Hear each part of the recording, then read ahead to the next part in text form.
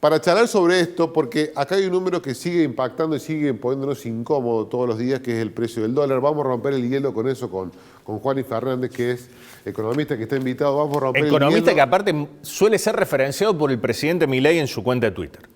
Exactamente, y por eso está acá invitado. Gracias, aparte siempre nos atiende por estar muy siempre amablemente. presente con los cordobeses.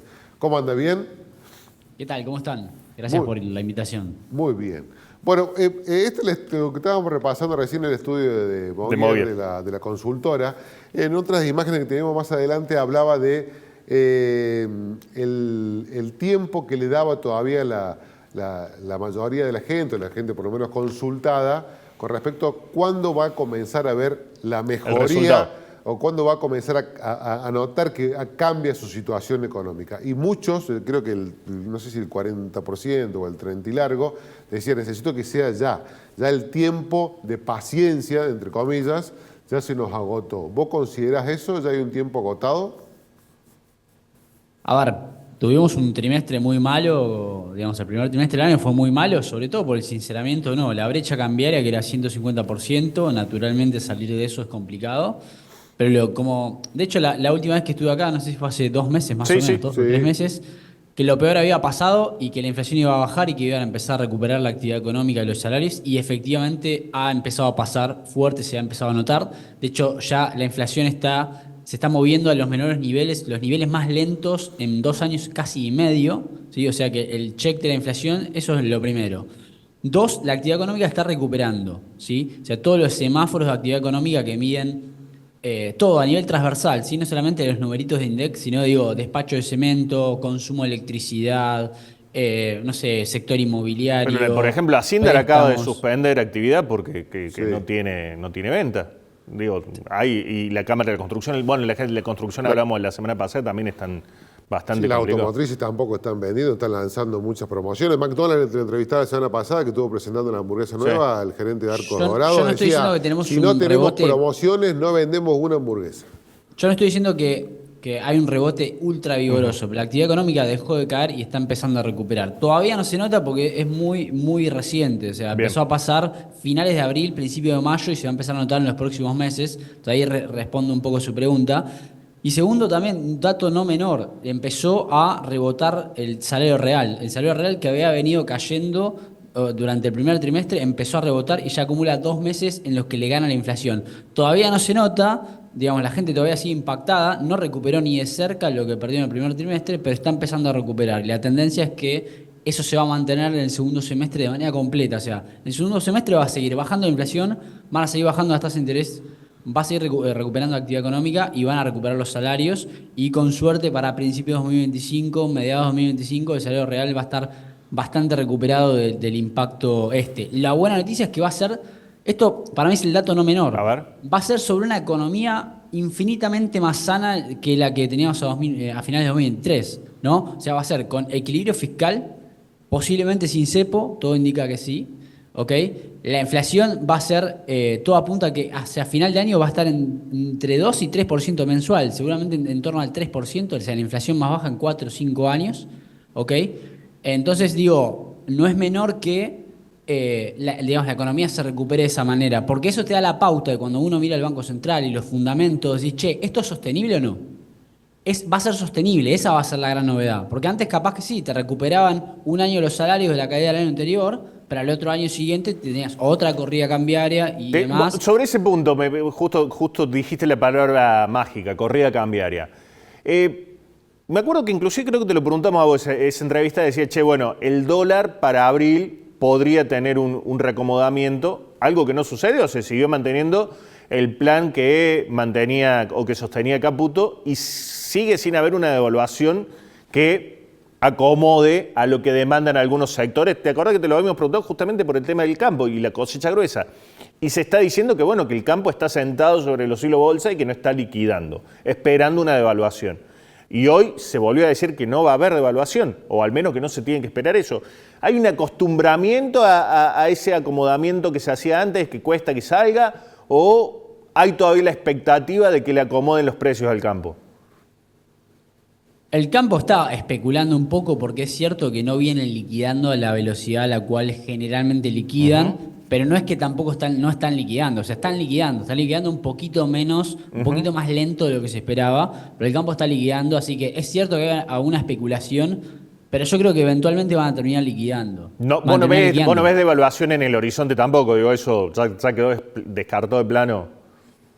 Hay que ver a qué llamamos de evaluación, hay que discutir la semántica. Si es un corrimiento del 50% del tipo de cambio, no. Pero sí, obviamente, el tipo de cambio se mueve. Primero, un tipo de cambio de 1.500 pesos. Claro, hablan algo así. 1.500 pesos, que es lo que está demandando el campo.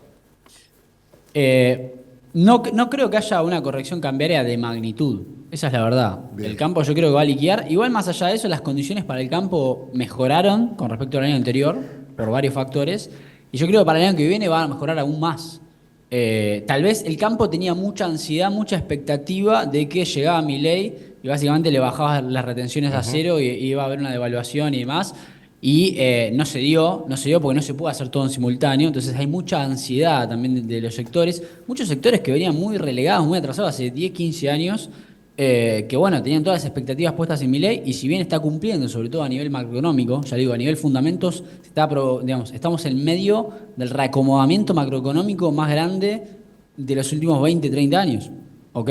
Entonces, en ese contexto, bueno, todo no se puede en simultáneo y algunos sectores, naturalmente, si bien mejoraron, ya te digo, la rentabilidad del campo mejoró con respecto al año anterior. Ahora, ¿mejoró todo lo que el campo esperaba? Posiblemente no. Pero, bueno, nada, se van administrando las cosas. Juan, pero, te hago con un punto ahí. Te quería hacer una consulta con respecto a este reacomodamiento. Hay algunos que tienen la teoría que es la siguiente. Están los precios bajando porque no se vende nada. En el momento que más o menos se acomoden los salarios y la gente empiece a consumir un poquito más, los precios volverán a subir. ¿Esa tesis vos la acompañás, la cuestionás? No, es totalmente falso. El año pasado, de hecho, tuvimos una bruta recesión. Y sin embargo los precios no solo no bajaban, sino que se aceleraban e incluso a pesar de que el Banco Central subía las tasas de interés para tratar de mantener a la gente en los pesos. O sea, por ejemplo, segundo semestre de 2023, vos tuviste una corrida cambiaria que te triplicó el tipo de cambio paralelo, pasó de 300 a 900, a pesar de que el Banco Central subía las tasas de interés, las duplicó, así toda la gente salió corriendo del peso. ¿Ok?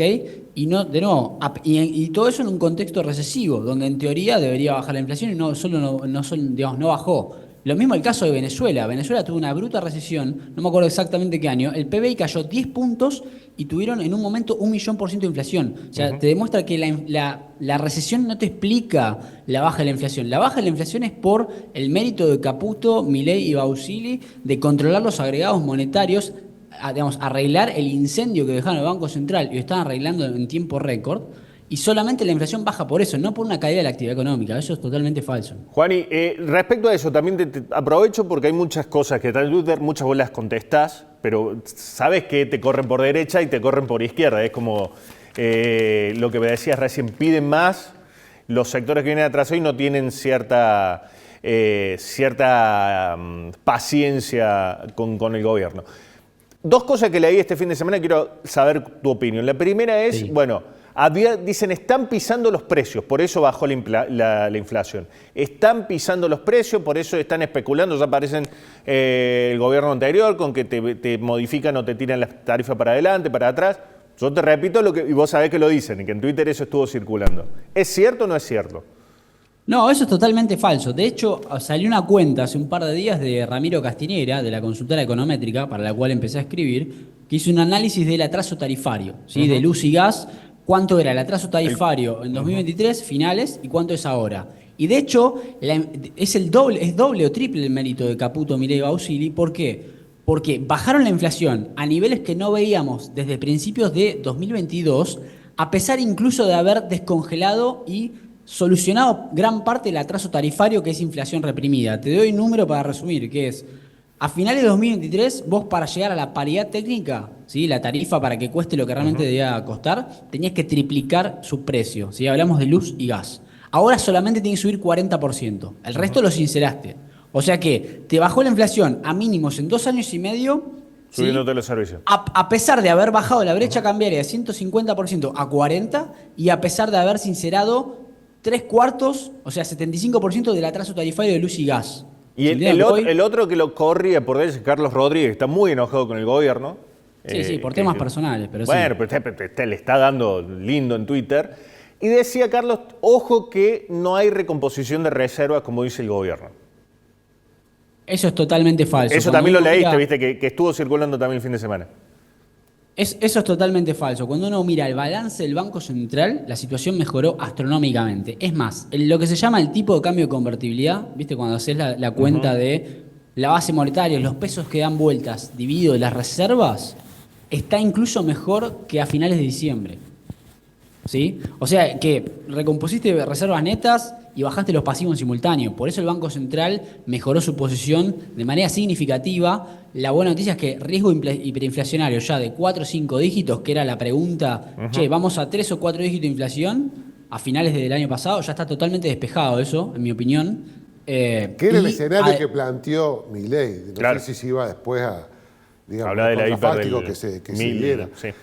¿Por qué la necesidad de ir al Fondo Monetario de vuelta? ¿Por qué otro crédito más? ¿Por qué la necesidad del swap con China? Si está todo tan balanceado como menciona Fernández. No está todo tan balanceado en términos absolutos. Estamos mucho mejor en términos relativos a lo que dejaron. ¿Sí? Todavía no es que estamos totalmente salvados ni todo va ultra viento en popa. La economía está mucho mejor que hace 6 meses, muchísimo mejor. Pero es complicado lo que viene hacia adelante y no hay mucho margen para tampoco dar concesiones. ¿A qué me refiero con esto? Por ejemplo, vos igual tenés vencimientos del FMI, amortización de la deuda digamos, que le debemos, y necesitas esos dólares del FMI para pagar un poco, ¿ok? Y rolear esa deuda y que no sea tan difícil de pagar. ¿Por qué digo esto? Porque esos dólares que vos tenés, los tenés que tener de colchón para sacar el cepo. Cuanto más dólares tengamos lo antes posible, antes sale el cepo. Y eso es una gran noticia para todos los argentinos. ¿Cuál es tu pronóstico de cuándo se termine el cepo? Sabemos que es un pronóstico con información, así es bueno el pronóstico. Durante este semestre, yo creo que es más, te diría, este semestre- dudo que sea antes Sí. de octubre. Yo dudo que sea antes de octubre. Bien, anota bien. esa frase. Antes de Bueno, octubre, difícil. Antes No, descartado. Y a lo que voy es que con esto es muy importante, porque pensemos, remover el cepo en realidad es una de las madres de todas las batallas, porque recordemos, ¿desde cuándo Argentina no crece? ¿Qué año fue? Desde 2011. 2011. Sí, 2017 Bien. fue un buen año. Sí, pero fue un rebote. Sí. Cuando mirás tendencialmente a Sí, largo bueno. plazo, estamos en el mismo nivel de actividad económica. Sí, que sí, sí. Bueno, ¿qué pasó a finales de 2011? Cuando ganó Cristina el segundo mandato. Cepo. Puso el cepo, exactamente. No crecemos desde que pusieron el cepo. Entonces, sacar el cepo es un tema no menor. Entonces, si vos le das más Bueno, dólares al 2017 FMI, también fue un año sin cepo, ¿no? Sí, pero después lo volvieron a poner. Sí. Porque justamente no habían hecho la tarea fiscal y monetaria que sí están haciendo ahora. Que sacaron el cepo sin hacer la tarea, hicieron la tarea a medias. Por eso no lo pudieron sostener. Aprendió Caputo.